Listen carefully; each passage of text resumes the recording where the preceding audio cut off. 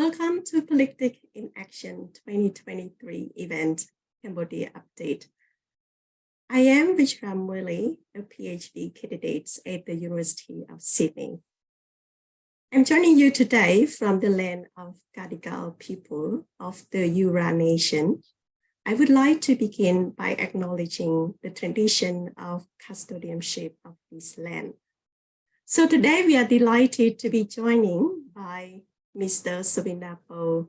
Subinda is the designated director of the Center for Southeast Asia Studies of the Institution for International Studies and Public Policy, University of Phnom Penh. So today, Subinda will give an update on political situation in Cambodia. He will speak for 20 minutes, followed by Q&A. So if you have a question, please add it to a Q&A function, and I will put a selection to those questions to Subinda after his presentation. So over to you, Subinda. Thanks a lot, Vijaya, for the introduction, and let me thank Sydney Southeast Asia Center for inviting me to be the speaker for this event. So in my presentation regarding Cambodia, I will focus on three points. The first one is the sentence of Kem Sokha, who is the president of the main opposition party, National Rescue Party, which was already dissolved some years ago. And second, I would talk about the July election, which is upcoming, and the opposition party. And of course, the last one, everybody expects Hun Manet, who is the elder son of the current prime minister, as the successor. So the first point regarding the sentence of Kem Sokha, it was quite unfortunate.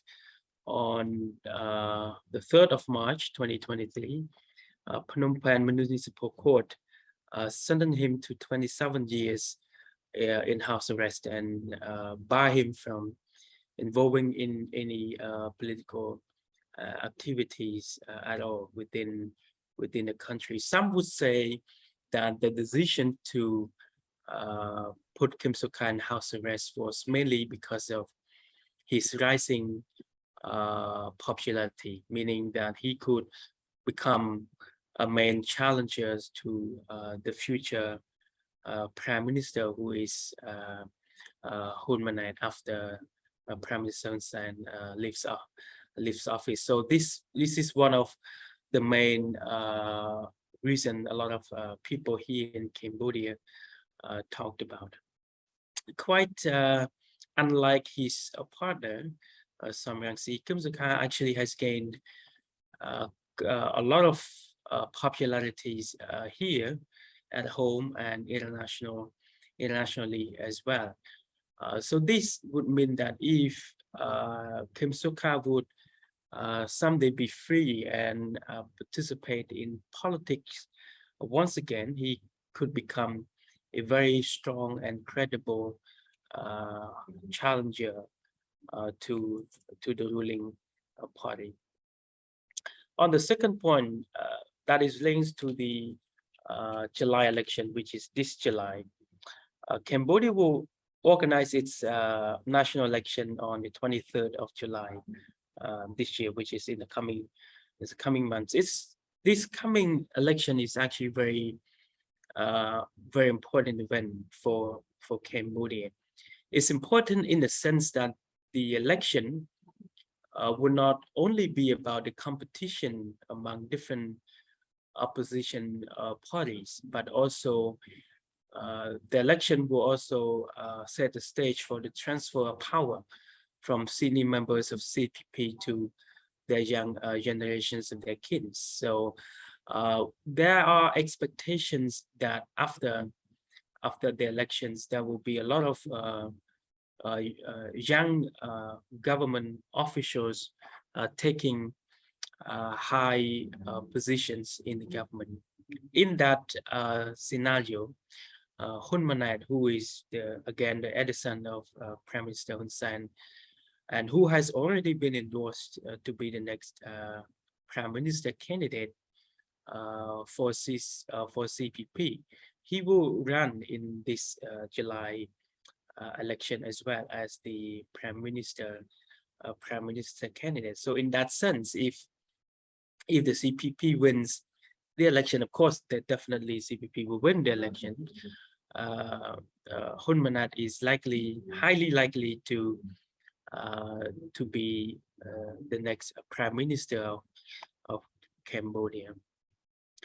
So the transfer of power to Hun Manet by his father, Prime Minister Hun Sen, is actually likely to happen when the National Assembly in Cambodia is formed. So technically, CPP, in order to ensure the upcoming election, the legitimacy for the election, the CPP has to make sure that the election is more transparent. Of course, less complaints from civil societies, from opposition parties, and of course from the voters. And the government also has to make sure that significant opposition parties can participate in the election as well. So far, it seems that we have only one sort of like significant opposition party, which is Candlelight Party. The party's names was actually from the National Rescue Party, which was already dissolved 4 or 5 years ago. So one way to ensure the legitimacy for the election is to make sure that all opposition parties can participate in the election.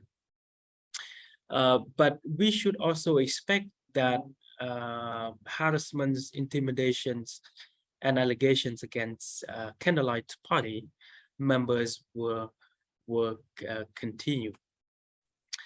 So the transfer of power will not happen between Hun Manet and Hun Sen alone. However, as I said earlier, most of the senior members of CPP were replaced by their own children or other young members of the CPP. Just to give you one example, so there has been statistic rumors that the Minister of Defense, Tia Banh, will be replaced by his son, Tia Seha, who is the current governor of Siem province. So this one example will actually show that many children of the senior official members were one way or the other replace or take over their fathers and mothers' position when the new cabinet or when Hun Manet takes office. However, most members of the Hun Manet's own cabinet have not been announced yet. So far we have not known many members in Hun Manet's own cabinet. So we all have to wait and see who those members will be down the road. So another indication of the transfer of power happened sooner than expected, and that is the one incident, which is the current Prime Minister Hun Sen has frequently complained about the inefficient work of senior government officials. For example, recently he complained that the Minister of Information actually never read his message, while he also recently said that the governor of one province, Kokong province, is foolish.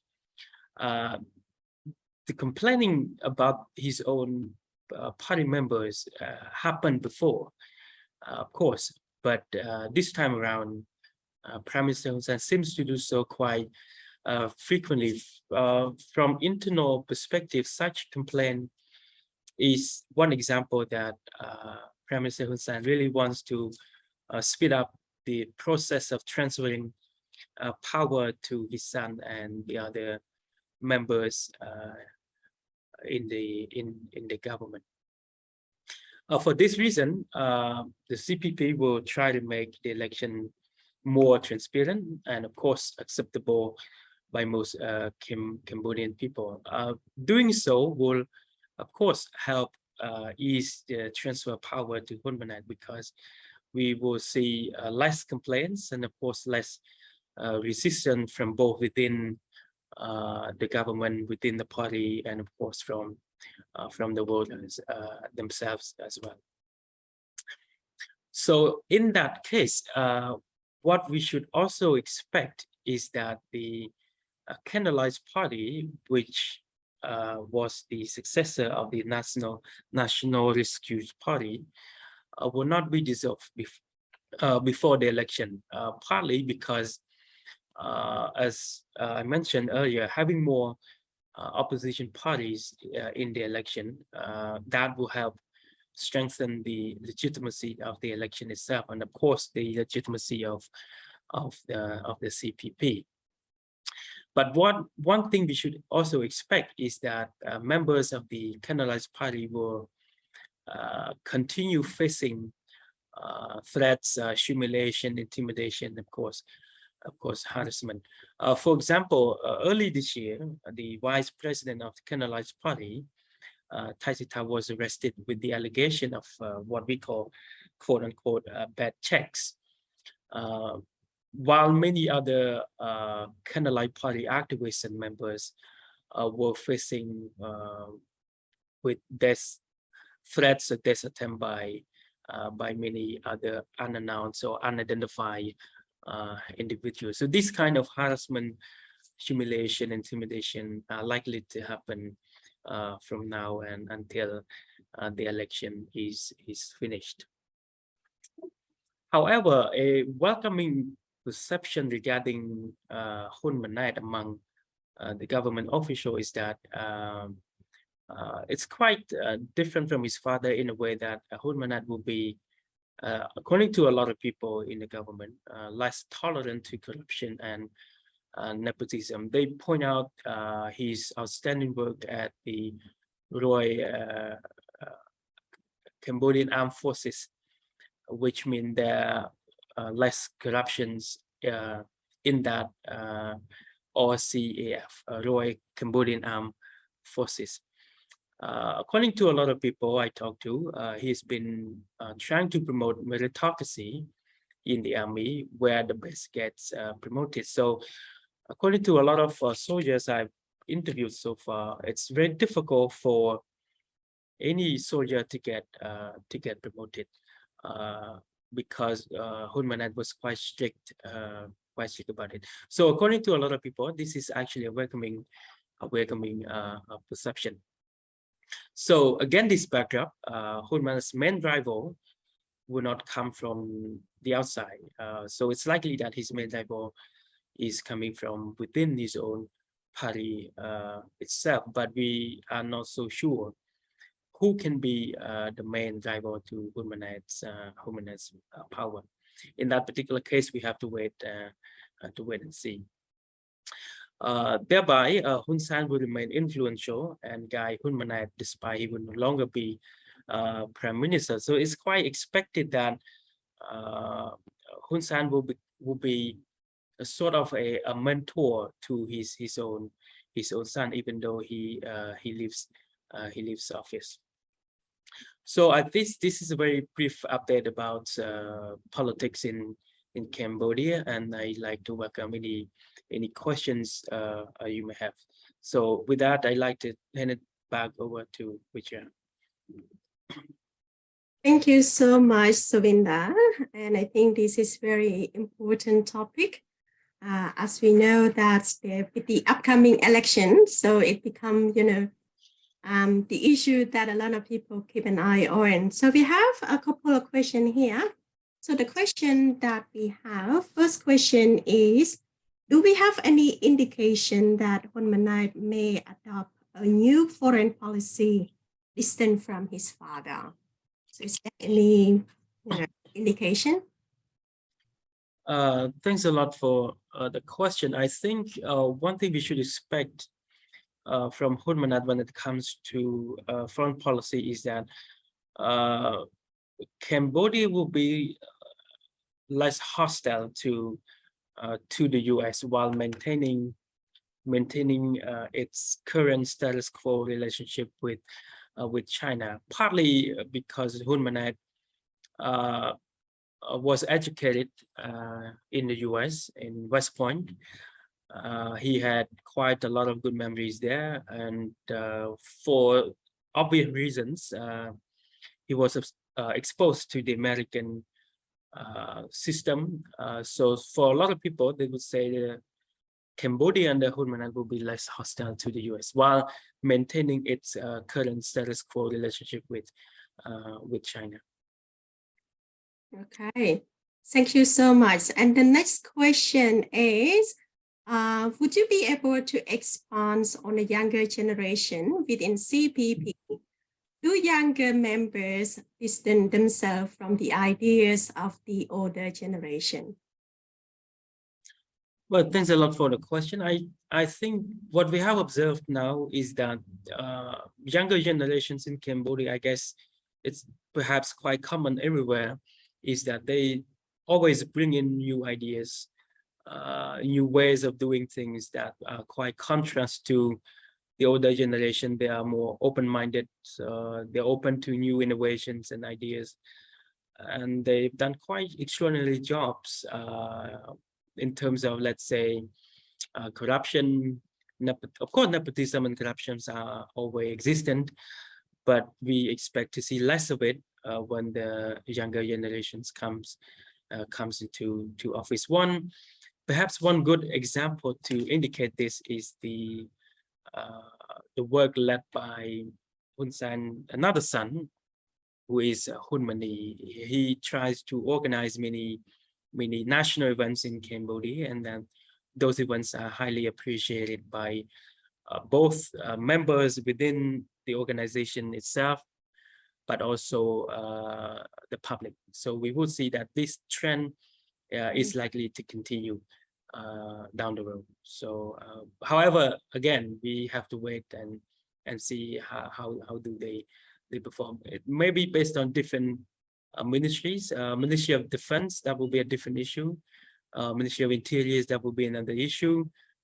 Ministry of Education and some other less political ministries would do better. So this is the expectation that we have here in Cambodia. Okay, thank you. The next question is how these political dynamics will influence Cambodia's foreign policy. Well, I think as quite similar to the previous question, we don't expect foreign policy of Cambodia would change a lot, even though Hun Manet takes office, because it's sort of like the idea is that Cambodia wants to be friends with all countries. So even under Hun Manet, he used to allude to the idea that Cambodia will always be friends with every country around the world. So in that particular case, we don't expect to see radical change of Cambodia's foreign policy when it comes to hot issues such as the South China Sea, Myanmar issue. But as I said, that will be some sort of restoration of good relations with the US. So this is something we expect. Okay, with regard to that, we also have a question about the international community. So the question is, do you think the international community in the Western Hemisphere will accept the legitimacy of this year's election? And do you think that Hun Manet will reset the relations with the European Union and the US? Well, I think, thanks a lot for the question. I think if we look at the 2018 elections, that was one of the most controversial elections we have ever had in Cambodia, because there was no main opposition party. The main opposition party was dissolved just before the election. However, the legitimacy for that 2018 election was quite okay. if that was okay back then that should be even more okay this time, where we see, things are going quite smoothly, even though there are some harassment, intimidation against opposition parties. So the legitimacy for this year election, that should be okay. And the other question, whether Hun Manet will set the relation with the European Union and the US, that's for sure, because that will serve as the basis of his leadership and legitimacy itself. So it's quite important that he will try to do that. If you take a look at his trips around the world at the moment, he actually has visited Western countries quite often, rather than Asian countries. So this one indication that he will actually try to set good relation with a lot of countries in Europe and of course the US. Okay, I think we have the following question, which also touched base on Asia. So the question is, could you comment on Cambodia's relationship with Asia currently and in the next decade under the new leadership? Well, I think again, when it comes to Cambodia's foreign policy in ASEAN, that would not be changed that much, because what we hoped, what we should expect is that Cambodia under Hun Manet would just be like Cambodia under Hun Sen in ASEAN, because so far Cambodia has quite contrary to a lot of people, Cambodia in ASEAN has been trying to make sure that Cambodia can contribute to ASEAN centrality and of course ASEAN unity, even though there are a lot of allegations against Cambodia attempts to weaken ASEAN centrality, but that's not quite true, because ASEAN centrality is in fact important for Cambodia's foreign policy independence. So we should expect that Cambodia will further contribute to that cause, which is ASEAN centrality. Okay, thank you so much. I think we got also another interesting question. We know that the election will happen in July, but the question here is, what are the chances of Candlelight Party winning in the upcoming election? Well, just not to lose hope, but it's very unfortunate to say there's zero chances of Candlelight Party would win in the upcoming election. The leadership of the Candlelight Party has been scattered already, and the vice president was arrested some months ago, and there are no credible leaders in the Candlelight Party, and the people at the grassroots level now have not been aware of this as party as well. I've been traveling around the country. We don't really see the signs post of the party. Yeah, so I would say there is no chance of Candlelight Party or winning in the upcoming election. Yeah, so keep an eye on this issue for the upcoming election in July. I think it's gonna be very interesting to see what's gonna happen. The last question we have here is because we know for the CPPs, there's a lot of powerful members in there. So the question is, how would other powerful members of the CPP, whose sons and daughters may be as very smart, intellectually and politically qualified as Hun Manet, and how are they respond to this transaction of power? Well, that's a very interesting question, Richard. So far, we haven't seen any strong opposition from those people. Instead, what we've seen so far is that they have given, whether we call it genuine or not genuine, we don't actually know, but we have seen their support for Hun Manet, quite a lot of them. So we should expect to see less resistance from those people for sure. If they don't show their support, they are likely to face any consequences in the future. So it's quite important for them for now to take sides. What side are they on? So I think the side is clear. So they have shown support rather than oppose Hun Manet. It's better for them to join Hun Manet. This is according to a lot of people here in Cambodia. Thank you so much, Savinda, for the enriched discussion. I think it's now time to wrap up, and thank you so much for our participants for taking time to join our Cambodia update. And so the following session will be on the Indonesia update. So stay tuned for those who are interested in what happened in Indonesia. And once again, thank you, Mr. Savinda, both for joining us today. And thank you very much. Thank you so much, everyone. And we hope that for next year, political update for Cambodia, we're gonna see what happened after the election. And we are looking forward to seeing everyone again. Thank you so much. Thank you, Wisha. Thank you, everybody.